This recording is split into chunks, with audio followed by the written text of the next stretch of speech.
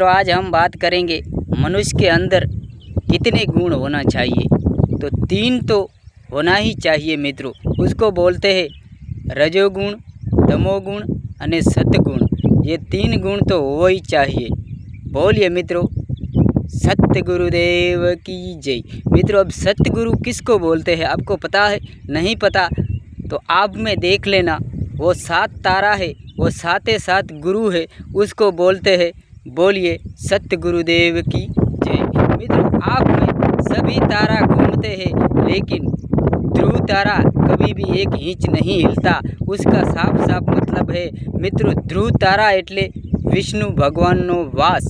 मित्रों, इसको बोलते हैं वैकुंठ वास। यहाँ विष्णु भगवान स्वयं विराजमान होते हैं, इसीलिए ध्रुव तारा एक इंच भी नहीं हिलता। पूरा आप घूमता है, लेकिन ध्रुव तारा नहीं हिलता। सुखी भव मित्रों।